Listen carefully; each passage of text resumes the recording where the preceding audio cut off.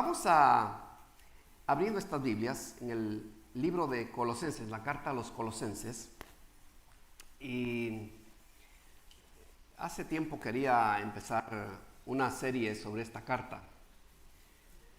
Todas las cartas son preciosas, pero Colosenses tiene una peculiaridad, y es que es una carta que no tiene muchos regaños, o más bien no tiene ni un solo regaño. Y eso ya nos puede dar una idea cuál es la tonalidad con la cual el apóstol Pablo la escribe. Hoy solo vamos a hacer una pequeña introducción, solo tenemos tiempo para introducir el tema y vamos a ver los primeros 8 versículos, nada más. Y el tema es una esperanza activa y una oración asombrosa. Colosenses, capítulo 1, versículos 1 y 2. Noten por favor lo que dice Pablo. Leemos esta palabra con la autoridad del Padre y la del Hijo y del Espíritu Santo. Esta versión dice: Pablo, apóstol de Jesucristo por la voluntad de Dios, y el hermano Timoteo, a los santos y fieles hermanos en Cristo que están en Colosas, gracia a ustedes y paz de parte de Dios nuestro Padre. La mayoría de los escritos de la Biblia empiezan introduciendo al escritor que Dios usó, ¿verdad?, para proclamar su mensaje.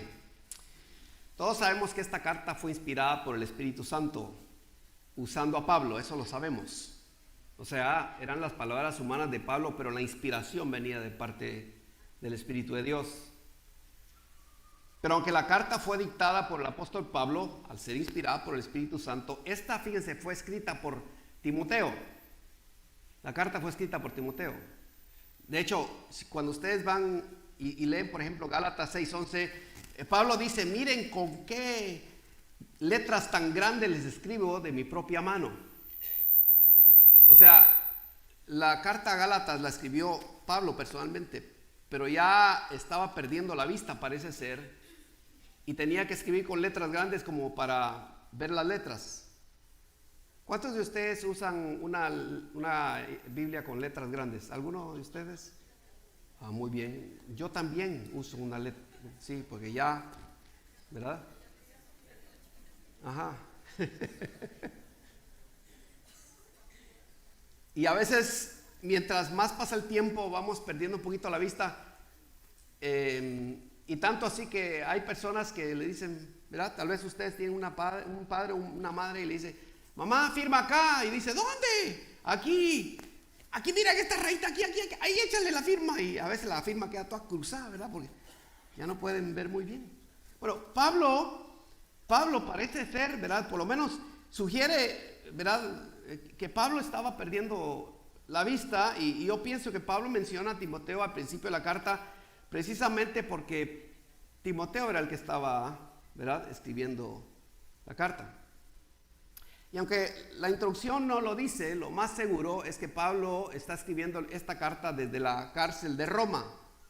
De hecho, los expertos creen que tanto Colosenses como Filemón fueron escritas más o menos en el mismo tiempo, porque Filemón vivía en Colosas, y se cree que la carta tanto de Filemón, la carta de Colosenses como la de Filemón, fueron llevadas por el mismo ¿verdad?, Onésimo, que era el esclavo de Filemón, ¿sí? Y entonces creemos que esta carta fue escrita desde la cárcel, aunque no tiene la misma tonalidad como Efesios, por ejemplo, donde Pablo enfatiza sus encarcelaciones. Porque esta carta es una carta un poquito así como la cajita feliz, la Happy Meal, ¿ustedes saben? Como, ¿verdad? Es una carta feliz. La introducción también nos dice que los destinatarios eran los hermanos que vivían en Colosas, por eso se le llama Colosenses, ¿sí? Como los hermanos de México son mexicanos, ¿verdad? ¿Sí? Y aunque esta iglesia nació como el fruto del ministerio de Pablo, fíjense, también parece que aún no los conocía personalmente. algo que está bien claro es que Epafras fue el que plantó esa iglesia, quien les llevó el evangelio, pero Epafras fue también discipulado por Pablo. Y entonces Pablo de alguna manera se siente como parte de esa plantación, como esa iglesia nueva, porque fue un discípulo suyo que la plantó. Mientras que las cartas a los corintios fueron, ¿verdad?, para corregirlos, y de los gálatas fue para defender su apostolado y confrontar la enseñanza falsa de los judaizantes. La carta a los colosenses, ¿verdad?, si había algún propósito, fue para refutar, digamos, un número de falsas doctrinas que estaban confundiendo a los creyentes. Sin duda, Epafras le contó a Pablo, aunque no le llevó malas noticias, pero tal vez Pablo indagó un poquito más y se dio cuenta de que la iglesia en Colosas estaba confrontando un número de confusiones doctrinales. Y de hecho lo podemos ver. Vayamos al capítulo 2, por favor. Vamos a ver unos versículos y ahí vamos a ver cuál es el propósito de la carta. Miren, capítulo 2, verso 4 dice, esta versión dice: esto lo digo para que nadie los engañe con razonamientos persuasivos. O sea, Pablo está diciendo que la carta la está escribiendo para que ellos no fueran engañados por razones persuasivas. ¿Sí? Miren el versículo 8, ahí en el 2:8 dice: miren que nadie los haga cautivos por medio de su filosofía y vanas sutilezas, según la tradición de los hombres, conforme a los principios elementales del mundo y no según Cristo. ¿Quieren otra prueba? Vean el versículo 16. 2:16. Por tanto, que nadie se constituya en juez de ustedes con respecto a comida o bebida, o en cuanto al día de fiestas o luna nueva o día de reposo. Pero hay más todavía. Miren el versículo 18. Dice: nadie los defraude de su premio, deleitándose en la humillación de sí mismo y en la adoración de los ángeles, basándose en las visiones que ha visto, envanecido sin causa por su mente carnal. La Reina Valera dice: vanamente hinchado por su propia mente carnal. Y por si todavía, ¿verdad?, no lo hemos captado, saltemos al versículo 20 y al 23. Dice: si ustedes han muerto con Cristo a los principios elementales del mundo, ¿por qué, como si aún vivieran en el mundo, se someten a preceptos tales como no manipules? O como dice la Reina Valera: no manejes, no gustes, no toques. 22 dice: todos los cuales se refieren a cosas destinadas a perecer con el uso, según los preceptos y enseñanzas de los hombres. 23 dice: tales cosas tienen a la verdad la apariencia de sabiduría en una religión humana, en la humillación de sí mismos y en el trato severo del cuerpo, pero carecen de valor alguno contra los apetitos de la carne. La Reina Valera dice: tales cosas tienen a la verdad cierta reputación de sabiduría en el culto voluntario, en humildad y en duro trato del cuerpo, pero no tienen valor alguno contra los apetitos de la carne. Y ahí vemos entonces el propósito de la carta. Pablo quería asegurarse de que ellos no fueran engañados o persuadidos por falsas doctrinas. La ciudad de Colosas estaba localizada al sureste de lo que hoy es Turquía, a unas 40 millas de la ciudad de Laodicea. De hecho, Laodicea es una de las 7 iglesias mencionadas en el capítulo 3 de Apocalipsis. Todas esas iglesias estaban cerca una de otras, ¿sí? Ahora, eso tal vez nos ayude un poquito como para por lo menos ubicarnos. ¿Dónde estaba localizada esta iglesia? ¿Cuál era la situación de esta iglesia? ¿Por qué Pablo? ¿Cuál es la motivación de Pablo al escribirles? Y ahora que tenemos eso, ¿verdad?, un poquito más claro, leamos, vamos a ver los versículos 3 al 4. Ahora, ahí vamos a entender, vamos a ver la primera parte del agradecimiento de Pablo, porque Pablo empieza con un agradecimiento. Y valga la aclaración, un agradecimiento muy largo. Miren el versículo 3. Damos gracias a Dios, el Padre de nuestro Señor Jesucristo, orando siempre por ustedes. ¿Cómo da gracias Pablo? orando por ellos. Miren el 4, pues hemos oído de su fe en Cristo Jesús y del amor que tienen por todos los santos. Después de sus saludos en el versículo 3, Pablo expresa un agradecimiento a Dios, pero notemos de nuevo la excelente forma con la que él lo dice. Primero, da gracias a Dios por ellos. Y luego explica a qué Dios se refiere. O sea, cuando dice que da gracias a Dios, explica a él a qué Dios se refiere. Dice que este es el Dios, el Padre de nuestro Señor Jesucristo. Ahora, para nosotros tal vez eso no tenga mucho sentido, porque estamos más doctrinados, tenemos más doctrina que obediencia, vaya. Estamos más doctrinados hoy día, tenemos más doctrina y más conocimiento de la Biblia que aquellos hermanos que estaban en aquel tiempo. Pero esta distinción es de mucha importancia, porque en Colosas había muchos que todavía, por ejemplo, adoraban la estatua de Coloso. Coloso era una figura gigantesca que habían edificado los griegos cientos de años atrás a la entrada del puerto de la isla de Rodes. Era una de las séptimas maravillas del tiempo antiguo. Si ustedes leen un poquito de historia y leen sobre las 7 maravillas del tiempo antiguo, van a encontrar el Coloso de Rodes. Bueno, de nuevo, Rodes era una isla, yo diría más o menos a unas 150 millas al sur de Colosas. Es como la Estatua de la Libertad a la entrada de la isla de Manhattan en Nueva York. No sé si usted alguna vez ha ido ahí, pero usted se lo monta en un barco, ¿verdad? Hay un montón de gente que va exclusivamente a este callo. Es un pedazo de roca donde ellos pusieron esta estatua, que está a la entrada del puerto, digamos, o la entrada de la bahía. El río Hudson viene, ¿verdad? Y al lado izquierdo, cuando usted está entrando, digamos, ya a Nueva York, usted mira a Nueva York muy aquí a la distancia, al lado derecho, y aquí al lado izquierdo está esta estatua. Y cuando usted se va acercando, usted lo mete en un barco y usted va acercando, se mira allá muy lejos. Pero cuando se va acercando y usted empieza a ver así, mire, empieza a ver así. Y cuando llega a la orilla, está uno viendo para arriba. Es una estatua enorme, larga. Es increíble.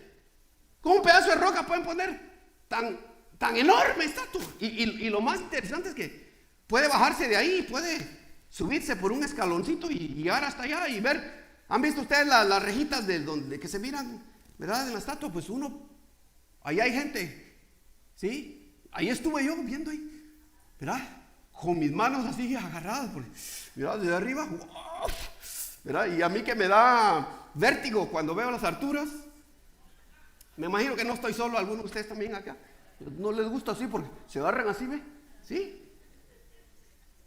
¿Se imaginan ustedes en aquel tiempo cuando estas cosas no eran conocidas y la gente llegaba al puerto de la isla de Rodes y miraban este gigantesco? Entonces lo que pasó fue que obviamente eventualmente esa estatua cayó, pero la gente todavía estaba adorando al Coloso. Por eso se le llamaba a esta ciudad Colosas. ¿Se dan cuenta? ¿Sí? Colosas también estaba plagada de muchos otros dioses griegos y romanos. Presentar a Dios, al Dios de la Biblia, no era fácil en una cultura donde cada uno podía inventar su propio Dios y adorarlo. Pero eso está ocurriendo hoy día también. Hoy día la gente puede inventarse su propio Dios. Si hay un show que se llama El Ídolo Americano, la gente va a cantar y, ¿verdad? ¿Sí? Si hay un ídolo americano y todos idolatran, ¿verdad? A sus ¿verdad? Artistas favoritos, ¿no es cierto? Si hasta Maradona le han hecho un culto y ahora hasta hay una religión. Por si ustedes no sabían. ¿Sí? Cualquiera se inventa su Dios. Lo mismo estaba ocurriendo en aquel tiempo. Nosotros no vivimos en una cultura donde abundan los dioses griegos y romanos, pero sí vivimos en una cultura donde cualquiera puede inventarse su propio Dios y rendirle culto. ¿Sí? Hay gente que hoy día tiene al santo de su devoción y no solamente eso, sino para que le cumpla su ¿verdad? Su deseo lo pone de cabeza y lo castiga hasta que le cumpla su deseo. Algunos de ustedes vinieron de allí. No me cuenten cuentos, ¿verdad que sí? Algunos de ustedes vinieron de ese trasfondo. Y esa era la realidad de esa ciudad. Donde quiera que la gente entraba, había un diosito, había un altar. ¿Sí? Y Pablo, fíjense, la razón por la cual Pablo dice que le da agradecimiento al Dios, el Padre de nuestro Señor Jesucristo, es en parte para aclarar de que este no era uno de esos diositos, que este no era un Dios hecho de manos, con madera y con yeso, sino que este Padre Celestial, el invisible Dios, el Dios Todopoderoso, está sentado en su trono de gloria, de donde envió a su Hijo Jesucristo, quien se encarnó para venir a salvarnos. Él está también estableciendo, por lo menos a las personas que creían en el Antiguo Testamento, o sea, los judaizantes o los judíos cristianos, si había alguno allí, Pablo también estaba estableciendo que el Dios del Antiguo Testamento es el mismo del Nuevo Testamento. Porque algunos piensan que Jehová es del Antiguo Testamento. ¿Sí? Y como el Nuevo Testamento no se menciona el nombre de Jehová, entonces es otro Dios. Hay religiones que eso es lo que creen. Pablo está estableciendo de que es el mismo Dios, que hay una continuidad entre el Antiguo Testamento y también el Nuevo Testamento, pero que ahora, digamos, nos ha revelado el secreto más maravilloso que se tuvo en secreto por toda la eternidad. ¿Saben cuál es?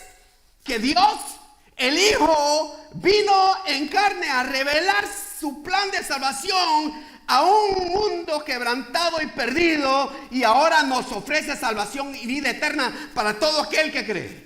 Es el secreto más maravilloso que ha habido. ¿Sí? Gloria a Dios por ello. Si se lo va a dar al Señor, déselo así con ganas, porque es cierto. ¿Sí? Esas palabras, hermanos, llevan un peso enorme de Pablo. Cuando Pablo dice, ¿verdad? Damos gracias a Dios por ustedes, al Dios, el Padre de nuestro Señor Jesucristo. O sea, solamente con esas palabras podemos pasar acá meses y meses y meses predicando quién es el Padre de nuestro Señor Jesucristo. ¿Sí? Y siendo Pablo, pues él tiene que dar un agradecimiento muy, muy largo. Pablo no era de pocas palabras para explicar cosas de Dios. No era simplista como nosotros, ¿verdad? Como nosotros que decimos, ay, Diosito, decimos muchas gracias. O sea, ya, ¿verdad? No sabemos ni cómo expresarnos a Dios. Lo llamamos Diosito. No creemos en un Diosito. Y sé que lo hacemos por ternura, sí. Pero este Dios al cual creemos es el Padre de nuestro Señor Jesucristo, el creador de toda la tierra, el que te hizo a ti con un propósito, el que te trajo a esta vida y te hizo como eres, a fin de que tengas la oportunidad de conocer a su Hijo. Gloria a Dios por ello. Así que Pablo sigue agradeciendo, y en el verán, en el versículo 4 dice que él y Timoteo han oído, fíjense, dice han oído. De hecho, fíjense que Pablo usa esa palabra oír 3 veces en estos pasajes. Primero, él oyó de la fe de ellos. Segundo, él menciona de que ellos llegaron a la fe porque oyeron a Epafras. Y luego, tercero, dice, y ahora el mundo está oyendo de su fe. Oír, oír, oír. Un énfasis enorme en oír la palabra de Dios. Y él, ¿verdad? Dice en el verso 4 que él y Timoteo han oído, fíjense, no chismes como los de Corinto, ni calumnias como los Gálatas. No, ellos habían oído de su fe en Cristo Jesús. Qué lindo, ¿verdad? ¿Han pensado ustedes que están oyendo los hermanos que lo trajeron a Cristo Jesús? ¿Quién te trajo a Cristo Jesús? ¿Te puedes acordar quién? ¿O quién fue útil en las manos de Dios para traerte a los pies de Cristo Jesús? Si están vivos, yo pregunto, ¿qué estarán oyendo esas personas de tu fe? ¿Están oyendo que tenemos una fe genuina en Cristo y una doctrina sana del Evangelio? ¿O que solo vienes cuando te aprieta el zapato y vienes a adorar al Señor? Y aquí surge otra pregunta. ¿Cómo sabían Pablo y Timoteo que ellos tenían una fe no minimizada ni exagerada? ¿Verdad? No pequeña, no menos de lo que, ¿verdad? De lo que era, ni tampoco grande, más grande de lo que era. ¿Cómo sabían ellos? Bueno, el verso 4 nos lo dice. Dice, y del amor que tienen por todos los santos. Yo pregunto, ¿amas tú a todos los santos o a solo los que te caen bien? Y no me refiero a los santos, la familia, me refiero a todos. No mires, pero mira así el reojo al que está a la par tuya. Ese es un santo, y no es el santo de tu devoción, coste. Pero es un santo porque Cristo ya lo ha santificado y lo continúa santificando. Y mi pregunta es, ¿amas tú a todos los santos o solo a los que te caen bien? ¿Amas tú a los ancianos espirituales que Dios ha puesto para guiarte o solo amas a los que te dicen lo que quieres escuchar? ¿Sí? Estos hermanos Timoteo y Pablo estaban convencidos de la fe de ellos porque habían oído de su amor para con todos los santos. Para todos, dice todos los santos. Y si ustedes no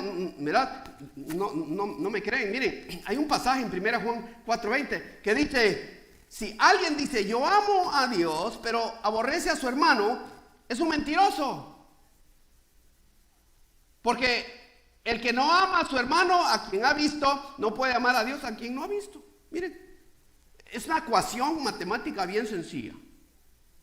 No puedes tú amar a Dios si no amas a tu hermano a quien ves.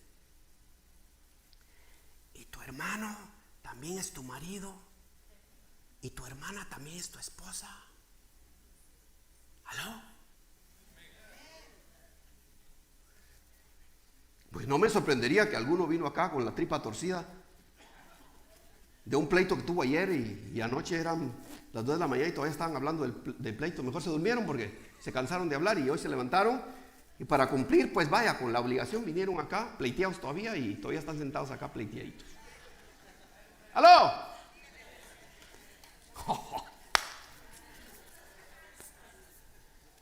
Está bueno esto, ¿verdad? Tú no puedes amar a Dios. Mira, es más, Cristo Jesús dice que el que no perdona a su hermano, tampoco Dios le perdona a él sus ofensas. O sea, está serio este asunto. Yo estoy convencido, hermanos, miren, de que un verdadero cristiano, una verdadera cristiana, ama a sus hermanos en su totalidad, con las buenas y las malas. Con las pecas ahí, ¿verdad? Las pecas del corazón, digo. No me refiero a las arrugas esas, arrugas y verrugas, no. Un cristiano verdadero ama al hermano en su totalidad. Porque algunos de nosotros quisiéramos hacer como las computadoras, ¿verdad? Borrar lo que no nos gusta. Delete. Eso es lo que nos gustaría hacer, ¿verdad? Y a veces decimos, mire, el hermano fulano es muy buena persona, pero...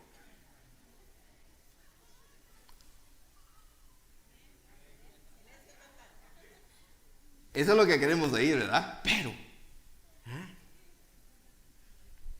Cristo nos manda a que amemos a los hermanos en su totalidad. Con sus quebrantos y sus virtudes. Con sus canas o su pelo negro.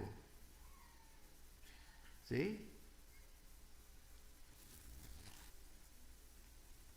Pablo está agradecido a Dios por estos hermanos porque ellos aman a Dios y a los hermanos. O sea, el yerno cristiano amaba a su suegra. Aunque no fuera cristiana, también la amaba porque estaba esperando que viniera a los pies de Cristo. Y la suegra cristiana amaba a su nuera también.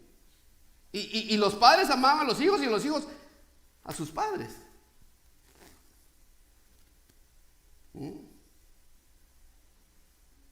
Pero también amaban a los perdidos, porque el hermano Azúcar amaba a su esposa Agua.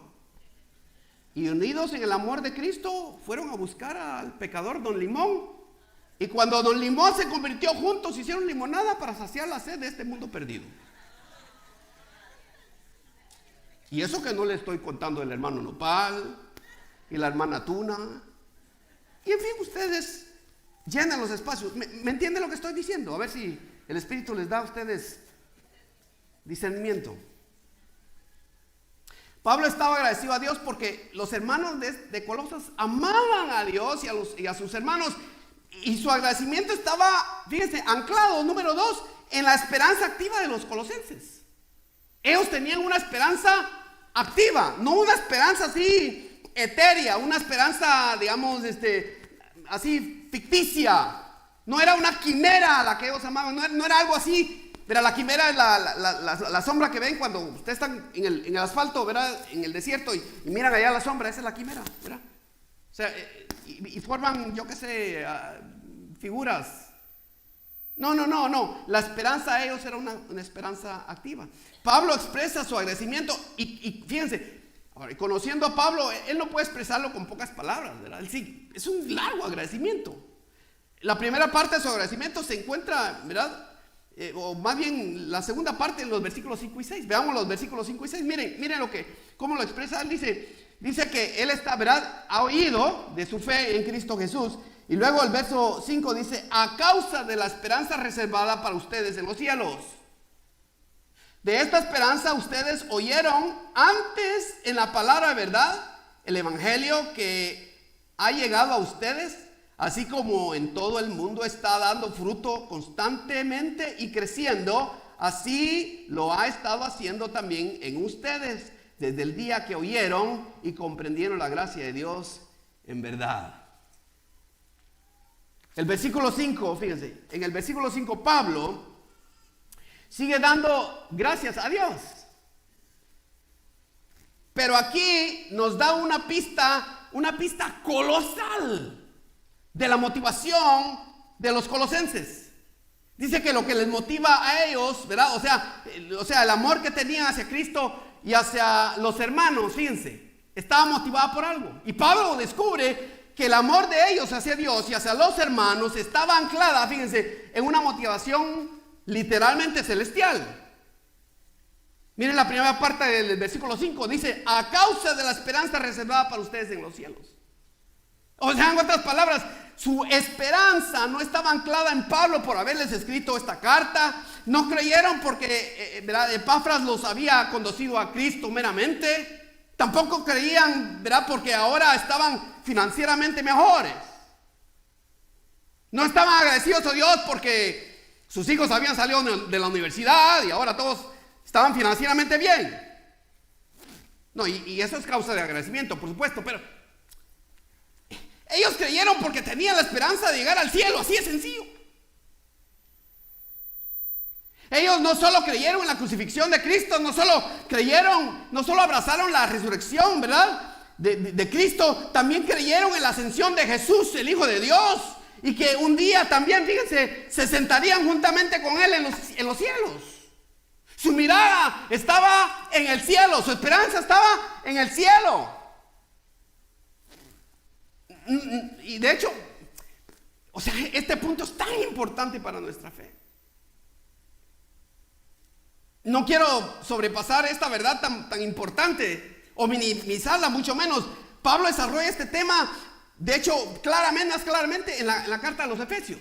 Y les voy a dar acá unos versículos. Y noten por favor el énfasis en la esperanza celestial. Noten por favor en estos pasajes que les voy a dar acá. Miren, en Efesios 1:13 dice: bendito sea el Dios y Padre de nuestro Señor Jesucristo, que nos bendijo con toda bendición espiritual. ¿En dónde dice esta versión? ¿En los lugares qué? ¿Celestiales? ¿En quién? En Cristo. Y hablando de la supremacía de Jesús que opera en nosotros, Pablo también dice en el versículo 20, ahí en Efesios 1:20 dice: el cual operó en Cristo resucitándole de los muertos y sentándole a su diestra. ¿En dónde? En los lugares celestiales. ¿Dónde está Jesús? En los lugares celestiales. ¿Sentado qué?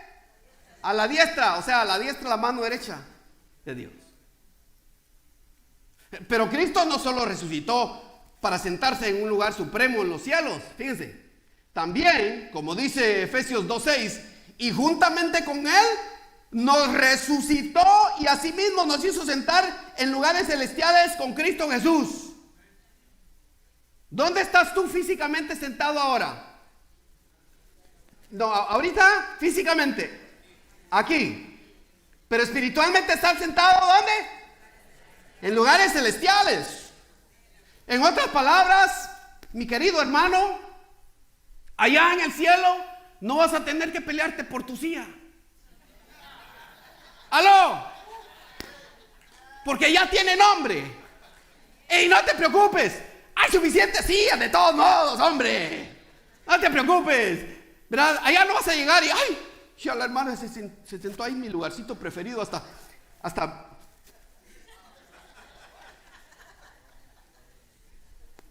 iba a decir una cosa que no tiene sentido. ¿Ah? O sea, estamos físicamente sentados acá, pero a la vez estamos sentados en lugares celestiales. Y esta esperanza en los colosenses era viva. Ellos sabían que aunque estaban, fíjense, en el cuerpo, sabían que ya estaban allá sentados. Ellos ya se miraban sentados. Como la novia antes de su boda. Aunque algunos de ustedes no tuvieron boda, ¿verdad? Porque primero vino el bebé y después vino la boda, ¿verdad? Pero no importa. La cosa es que hay boda, ¿verdad? Vaya. Y cuando está la boda, mire, siempre que hay una boda, la novia anda, pero ay, bien emocionada, ¿verdad? Y a veces el novio está como, ¿verdad? Quiero decirles que la boda es para la novia, ¿eh? ¿Aló? Porque el marido ya se la conquistó, ya el novio ya la conquistó, y él ya hizo su trabajo. Pero ella espera la boda, porque noten que la boda va a ser para la novia del cordero, no para el cordero, para la novia. Porque la novia siempre espera, se emociona la novia, ¿sí? Así es también nosotros, debiésemos estar emocionados, hermanos, con la idea de que vamos a estar sentados juntamente con Cristo Jesús. No estoy hablando de Trump o Biden, ¿verdad? No, sentado con Cristo Jesús en lugares celestiales, querido hermano. Y ya tu ticket, mira, ni te costó ni un centavo, vaya. Te lo dio el Señor, no gratis, porque le costó la sangre de su Hijo, pero te lo ha dado a ti, ya pagado, porque ya lo pagó Él, no es gratis, ya lo pagó para que tú no tengas que andar ahí haciendo, ¿verdad?, peticiones y ahí rogándole a Dios que te deje entrar al cielo. No, Él ya te dio un ticket celestial, en el cual ya tú tienes una silla preparada para ti, caramba. Vaya. Y yo diría, ¿por qué quiere Pablo que sepamos el lugar donde vamos a sentarnos en la próxima vida? ¿Por qué? Bueno, él lo explica también. Miren, el versículo, ahí en el 3:10 de Efesios dice, para que la multiforme sabiduría de Dios, noten, sea ahora, no en el cielo, ahora dada a conocer por medio de la iglesia a los principados y potestades en los lugares celestiales. En otras palabras, hermanos, ahora es cuando la multiforme sabiduría de Dios debe darse a conocer a través de nosotros. ¿A qué se refiere eso? Al evangelio, la predicación de la palabra, la conversión de nuestros amigos, ¿sí? Los hermanos de Colosas no estaban perdiendo el tiempo esperando la última moda de Francia, el carro más nuevo de Japón o la casa de sus sueños lejos de la chusma, o un prometido guapo para su hija de 40 años, o de 50, o a su hijo de un 50. Ellos habían entendido que la esperanza, ¿verdad?, que ellos tenían no estaba aquí en la tierra. Y ese es el problema de muchas personas de hoy día, que tienen su esperanza acá en la tierra. Y por eso ves tanto cristiano desanimado, tanto cristiano amargado y amargada, porque tienen su mirada aquí en la tierra. En la revista de septiembre de 1993, de la página 3 de Enfoque a la Familia, hay una historia que ha cautivado mi atención desde que tuve el ataque cardíaco. El autor dice que en un viaje misionero que hizo a África, conoció a un niño de 5 años que marcó su vida.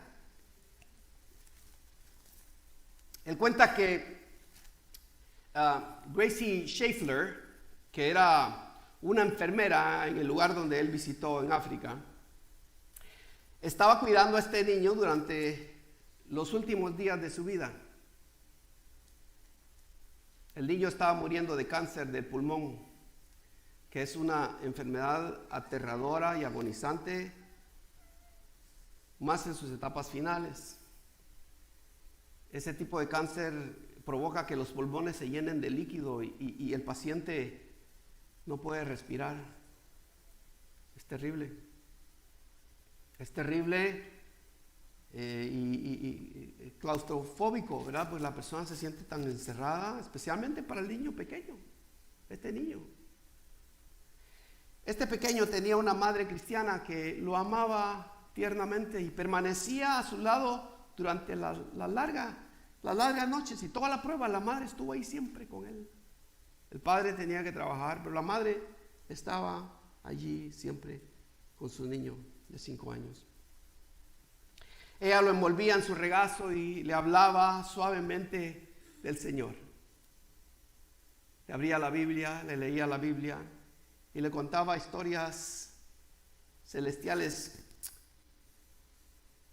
El autor del reporte dice que él creía que ella instintivamente estaba preparando a su hijo para las últimas horas que vendrían.